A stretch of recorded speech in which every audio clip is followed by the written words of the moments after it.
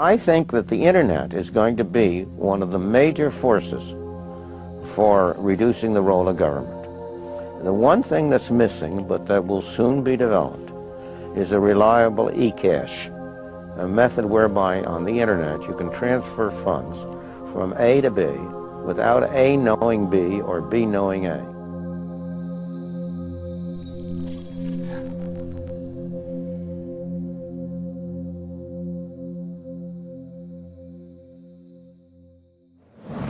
What is a Bitcoin? What is Bitcoin? What backs a Bitcoin? You put some of your money, real money, online, and it turns into Bitcoin.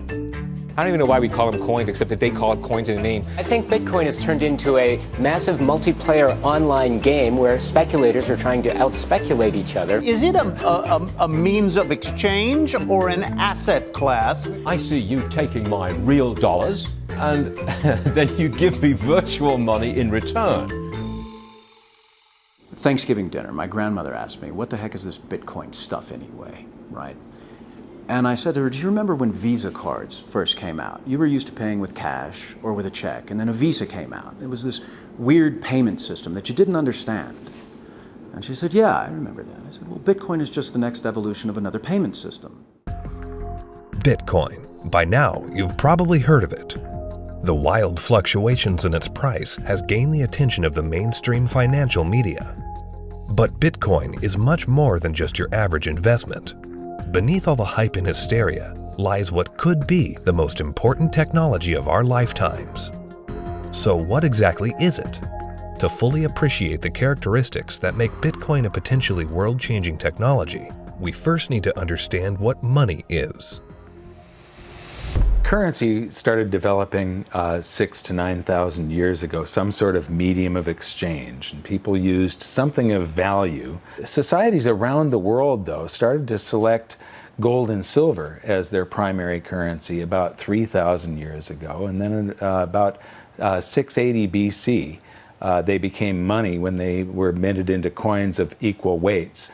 Governments started creating representative currencies where you deposit your gold and silver, or they have gold and silver in the treasury, and they come out with notes that are basically a claim check on the gold. So they're supposed to be as good as gold because you can always convert them into gold.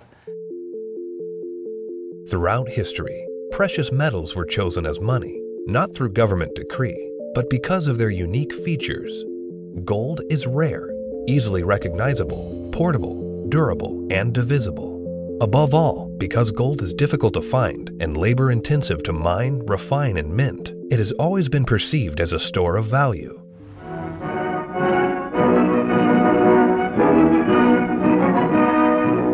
At Bretton Woods, New Hampshire, delegates from 44 allied and associate countries arrived for the opening of the United Nations Monetary and Financial Conference.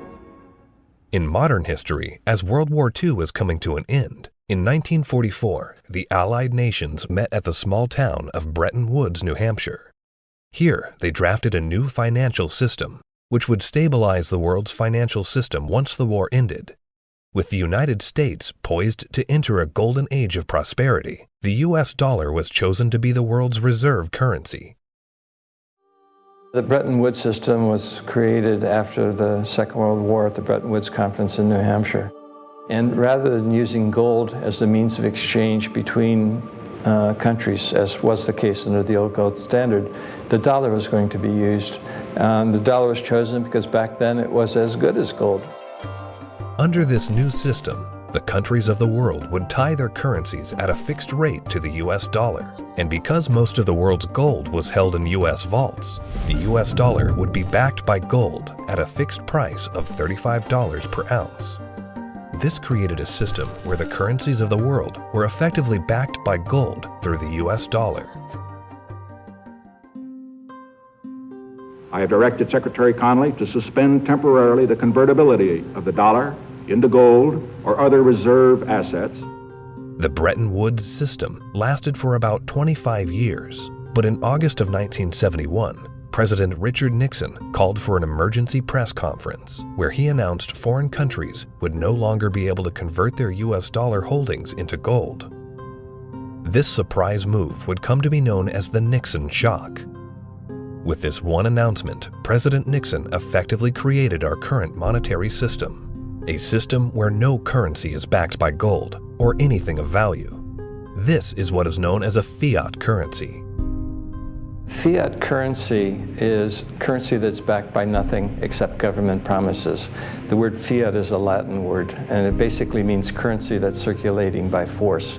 If people have confidence in that currency, and if there's enough government force, that will enable the currency to circulate for a period of time until people lose confidence in the currency.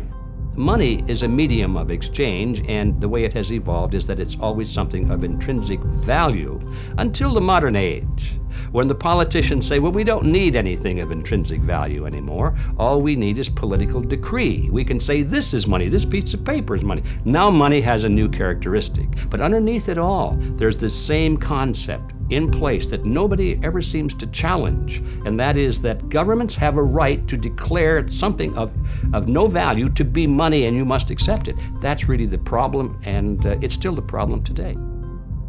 Without anything tangible backing the currencies we use today, governments around the world have been able to issue unlimited amounts of new currency without restraint.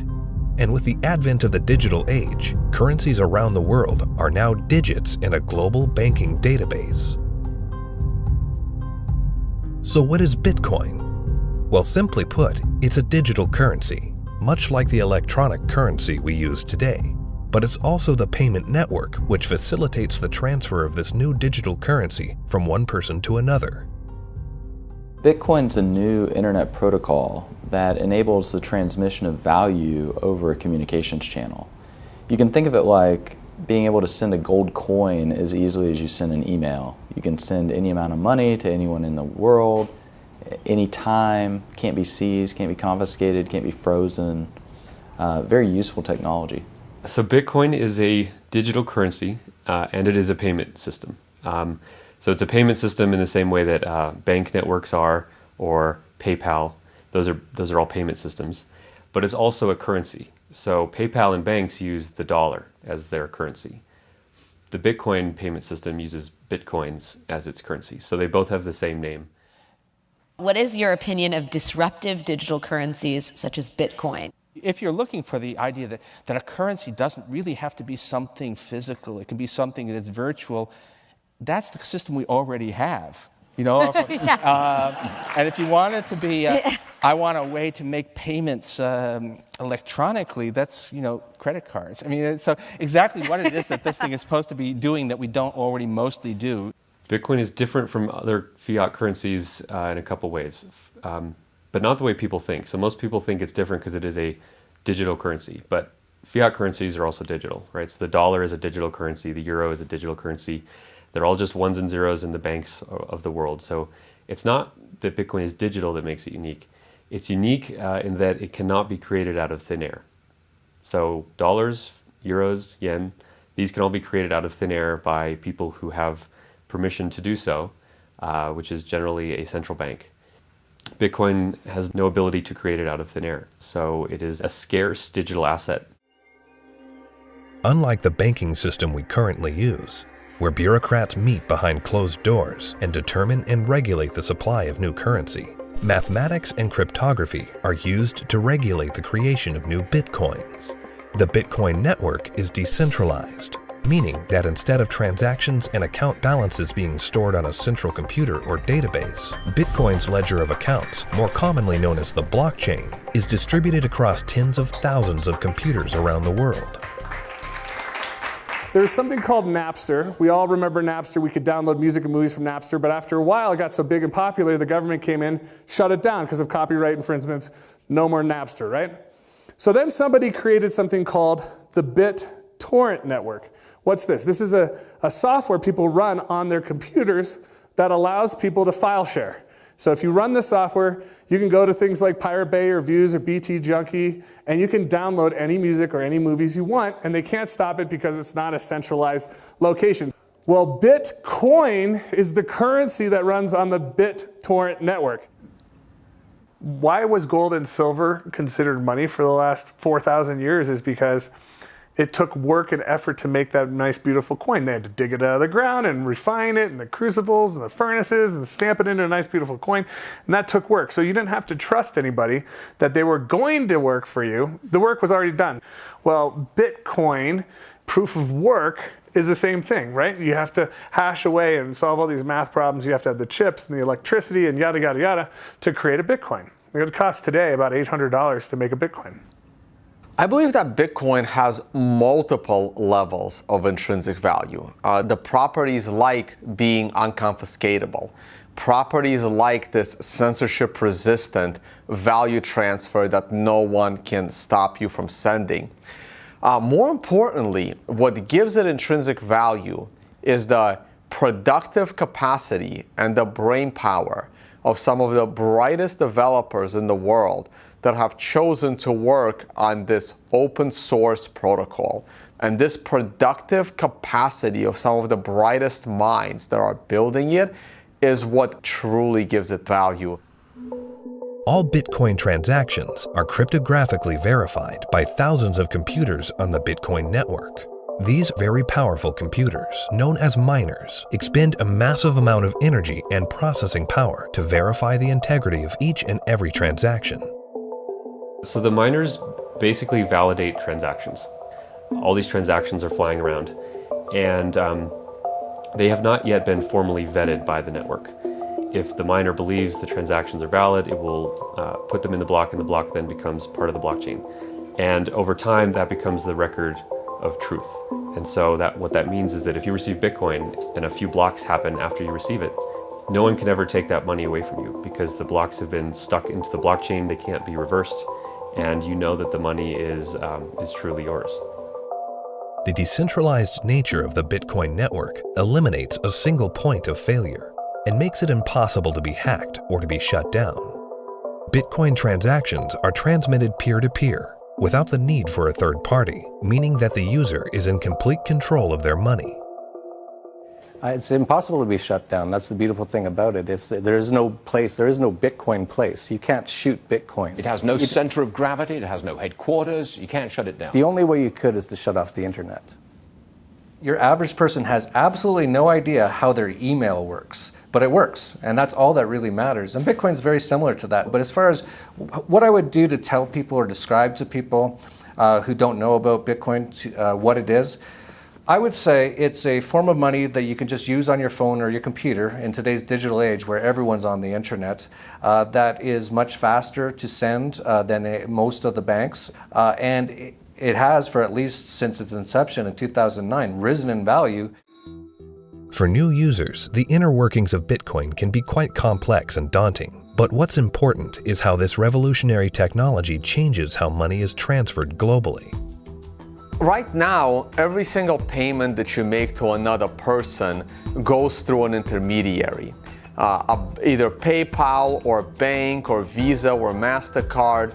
And more importantly, the governmental jurisdiction decides if you're allowed to make that payment. That payment could be stopped halfway through, and then you have to try and get your money back. With Bitcoin, no one can stop it. The moment you decide to send another person digital value, you can just send it. And there is nobody in your way. There is no one that has to give you permission to pay another person money, and all they need is an internet connection. This has the potential to displace the need for banks as a trust institution. If you and I exchange currency or have commerce using Bitcoin and it goes on the ledger, on the blockchain, we don't need a bank to confirm that that is a valid transaction. One of the differences between Bitcoin and the banking system is it doesn't require a third party to perform. When you make a deposit into a checking account or a savings account, you are actually loaning the bank your currency. They now have title to it, and they have a liability on their books to pay you back one day, but they get to do anything they want with it. And you have this intermediary, this third party, counterparty that has to perform for you to be able to get your currency back. Cryptocurrencies invert the power structure. It isn't a few people at the top controlling a whole bunch of people at the bottom. The power goes to the individual. In the same way that the internet flattened access to information and allowed anyone in the world with an internet connection to learn basically anything they wanted to know and to communicate with anyone else on Earth. Bitcoin does that with money. So now anyone on the planet, no matter their age or the arbitrary geographic location in which they were born or the arbitrary rules of the people that govern over them, that person can now engage economically with anyone else in the world directly. And that's profoundly powerful. You do not need a bank account to interact with Bitcoin. You do not need a bank account now to receive an honest payment from someone else in the world and know that the money is legitimate and good and can't be rescinded. So money now can't be censored. Any two people can send it between each other through Bitcoin. Cryptocurrency Bitcoin has once again defied naysayers by spiking above $18,000 at one point today. Bitcoin hits a new high. We had this incredible run up in the fall going into the holidays, and then we've seen a pretty big pullback. This is a 30% loss in the week and a 50% loss in the year. The past year has seen the price of Bitcoin rise and fall in dramatic fashion, getting the attention of Wall Street and the investment community. Bitcoin is now seen by the public as a speculative asset class that can be traded, but the core fundamentals of this important technology cannot be overlooked. The use of Bitcoin is particularly vital in the developing world, where billions of people are without basic banking services. People who see the price all the time, especially in advanced societies, they focus more on the price and they think that Bitcoin is an investment solely and that it goes up and down like a stock based on news and expectations. But the fact is, probably there's more people in these kind of third economies. They don't own a lot, but they own it, and they own it because they need it. Not because they expect to get rich or hope to get rich, because they need to protect themselves against both destroyed fiat currencies and against capital controls. So when people think of it as an investment, they have to realize that the reason that Bitcoin's so exciting is because it's a future money for the world, not because it's something that could become a great investment. It just so happens to be that both can be accomplished at the same time. One of the great powers of whether it's Bitcoin or any other cryptocurrencies, if we can figure out how to scale the technology, we can solve a lot of problems in the financial system. We can transact with each other globally at very low cost and very efficiently. And there's tremendous market power in that. Has nothing to do with anyone in the financial system. People want to be able to communicate and transact with each other simply and quickly, and the hunger to do that is enormous. Today, Bitcoin is seen as a financial asset, but as the technology develops, the blockchain that powers Bitcoin may be used to verify transactions other than the transfer of money. Each Bitcoin is divisible into 100 millionth of a Bitcoin, called a Satoshi. These tiny fractions of a Bitcoin can be programmed to represent assets other than money. In this way, the Bitcoin blockchain can be used to verify transactions of all kinds of items without the need for a central authority. The Bitcoin blockchain is a tremendous technological innovation that enables distributed consensus. People are able to come to agreement on what the state of this ledger should be and what it is. And that enables people to have trust without trusting any other party or person or institution. So anywhere we need to have trust, where we need to be able to verify what is the true and correct state of something, that has an application to be put on the Bitcoin blockchain. For 6,000 years of recorded history, we've always had this problem when we want to engage in consensual exchange. That is, if we're strangers, can I trust you? And what's happening with Bitcoin and the blockchain, the technology that powers Bitcoin, is now possible for us to have trustworthy exchange without those third parties. The trust is built in through the cryptography. That guarantees the exchange of value. Well, that means that there's this technology that is as disruptive as the internet was to publishing. But this is disruptive to these 100 different institutions that really are the glue that pull society together. You know, everything from as mundane as notary publics to land titling, to coining money, to voting. All kinds of these things are going to be recreated in the blockchain in a way that we will finally be able to fully trust. But what that means is what we've seen technology do to lots of private industries is now going to start doing to government function. The thing for me is understanding the implications of what this is. You can take 100 million bits of a Bitcoin. Each bit is called a Satoshi, right? And you can program that to be anything of value. It can represent titles to automobiles or real estate or diamonds or gold or votes in elections. Anything of value can now be digitized and tokenized, put up on the blockchain, and transacted, can be sent across the internet without having to go through a trusted third party. I think the blockchain and Bitcoin is going to change the world. I think it's going to change everything in terms of protecting people's identities, allowing people to own property. Bitcoin's for the 2 billion people that don't have bank accounts, the 5 billion people that can't prove they exist. They don't have title to real estate and stuff. That's what Bitcoin's going to change the most for those people, is because, you know, they're going to jump from the third world to the first world. It's really going to revolutionize Latin America, Africa, Southeast Asia, where people can finally now own real estate. We can have a transparent election that can't be hacked. Imagine. That's going to change the world in and of itself. Tempers are beginning to flare. These people have already been in queue for more than 3 hours now. Carrying currency notes, the government suddenly banned on Tuesday night. Because anyone can start using Bitcoin by simply installing an app on their phone, Bitcoin can be used by the developing world to protect their wealth from unstable currencies and government control.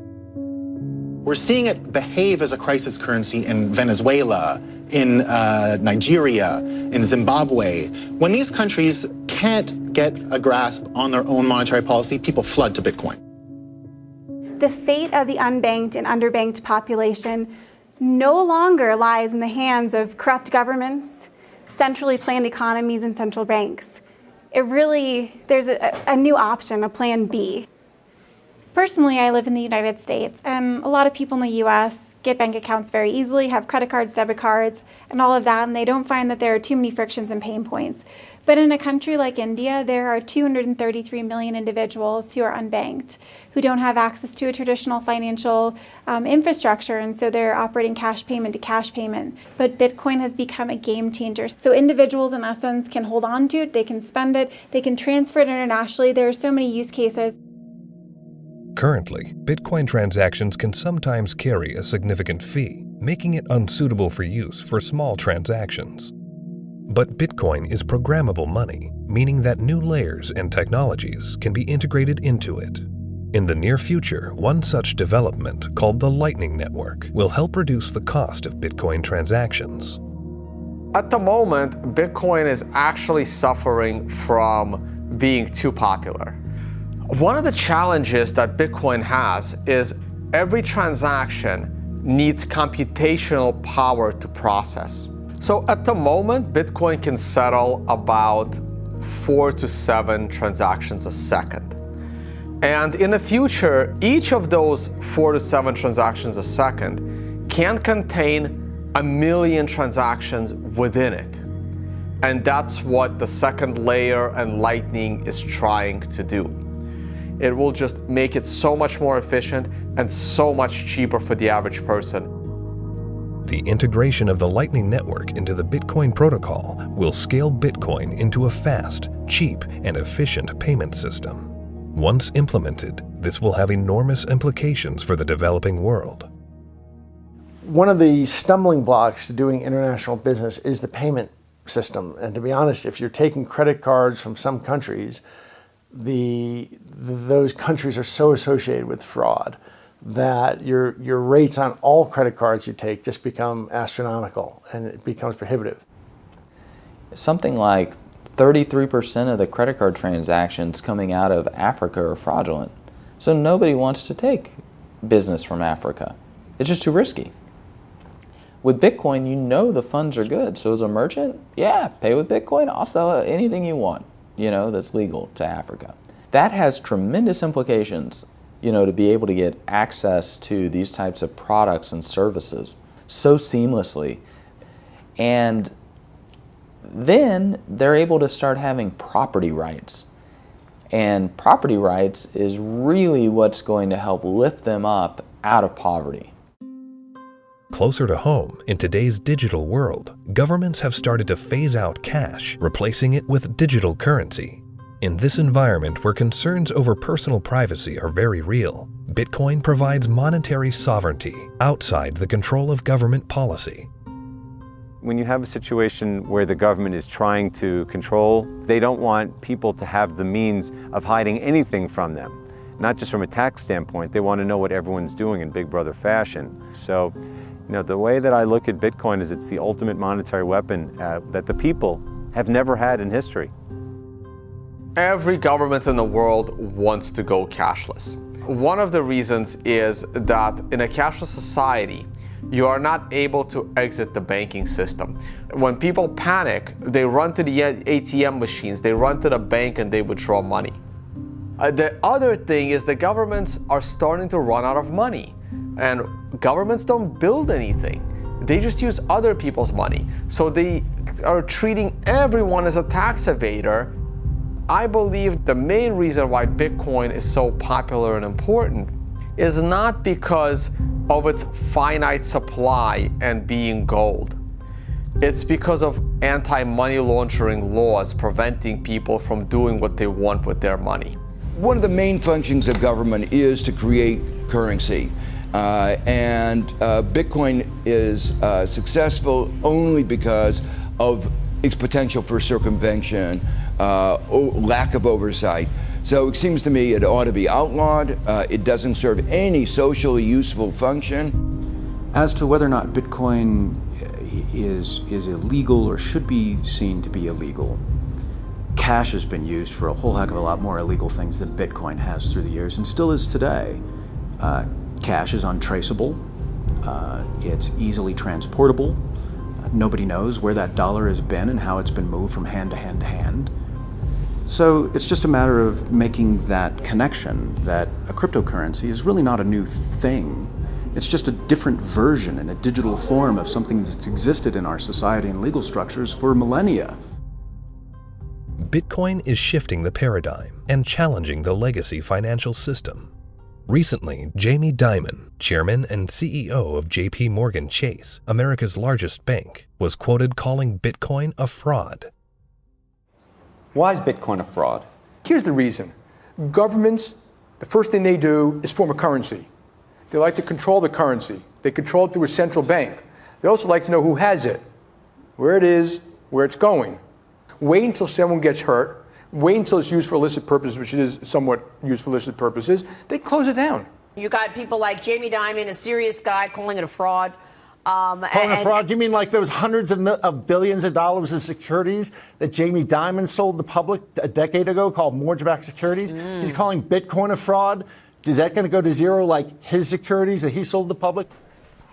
First with respect to asking a banker about whether they like Bitcoin or not, that's kind of like asking a king, do you like democracy? It's just so thoroughly frustrating and insulting when people who know very little about what we do watch an up-and-coming technology and have the audacity to call us all criminals. We're not the criminals here. The whole damn reason this ecosystem exists is because they're the criminals. And it doesn't really matter at this point what he thinks. The genie's out of the bottle. Somebody in this room or somebody at this conference or somebody around the world is going to solve the problem of decentralized lending and value-stable currencies and decentralized exchange. And within 5 to 10 years, banks will become less and less relevant, just like landline telephones are becoming less and less relevant. And we're going to wake up one day and we're going to be in charge of our own money. And Jamie Dimon, in retirement, can watch the world as it is, not the world as he would like it to be. The Bitcoin blockchain is built on decentralized consensus outside the control of a central party. However, with the hype in the rise of cryptocurrencies such as Bitcoin, both central banks and commercial banks have started to develop their own digital currencies under the guise of what they call blockchain technology. My big fear is that what is going to happen is blockchain technology will be adopted by governments, and fiat national currencies will be run on blockchain technologies, and the whole monetary system globally will eventually become cashless. And at that point, if it's centralized and there's an entity that runs the blockchain, they can lock you out of it if they don't like what you're doing, and they can trace everything that you do. Every transaction, everywhere you go, will be recorded. And so, if we're not careful, this has the ability to enslave us or free us. I think blockchain or any kind of open ledger distributive database will have a tremendous impact on our world. My fear is that, and this is used to centralize, digital technology gives a banker the ability to put a chip in you, to tax you whenever they want, to interface with a money system with you physically, and to perfect the collateral. So I love the innovation, and the question for all of us is, how can we innovate and make the financial system more efficient and do it in a way at the same time where we distribute the power lines in the political system? The blockchain is a technology, which is a good technology. We actually use it. It will be used for a lot of different things. God bless the blockchain. Cryptocurrencies and digital currencies, I think are also fine. JP Morgan moves $6 trillion around the world every day. We don't do it in cash. It's done digitally. If it can be done digitally with the blockchain, so be it. But it'll still be a dollar cryptocurrency. A majority of the people are using the word blockchain, and they don't really care whether it has this decentralized mining. The government is going to just have a digital representation of the dollar. They can call it a blockchain, but there's not going to be mining. There's not going to be decentralization. It's going to be a centralized coin. Whether they call it a blockchain or not is irrelevant. The whole purpose of a blockchain is to remove control from a central party. If you're a central bank and you make a blockchain for dollars, and then you have dollar coin, if you still have full control over the dollar coin, you can create how much of it you want, you can control where it goes. There was no point in having a blockchain at all. You might as well just have a centralized database like a banking system. To really use blockchains in any meaningful way, it means that there is no person in charge. And so a central bank, by definition, is the one who is supposed to be in charge of money. And thus they would never create a blockchain or a cryptocurrency that they couldn't control. So that's why they will likely be made redundant, because the market can choose what kind of money it uses. And it now has a choice between a digital currency that can be controlled by central parties and inflated without limit, or a digital currency that cannot be controlled by any central party and that has a fixed amount and can't be debased. Over time, that's going to be a very obvious choice. Bitcoin and the blockchain behind it are incredibly powerful technologies. As the future unfolds, these technologies could be used to restructure the financial system into one of fairness and equality for all, a system outside the control of the banking elite. We have millions of people now taking an interest in what is money, the question of what is money, what should it be? And they're learning, especially a lot of young people. Precious metals were once money. Then came the era of paper money. Could we now be entering a golden age of decentralized digital money? Only time will tell. Bitcoin is first and foremost about changing how the financial system of the planet operates. However, Bitcoin is also a financial asset itself, and it goes through these bubbles, and people have made many millions of dollars when they buy it low, and then it goes up in value. But that's not really what matters at all. What matters is that it's actually going to change the entire ecosystem of the planet, how all humans interact with each other, and that's a very exciting thing to be part of.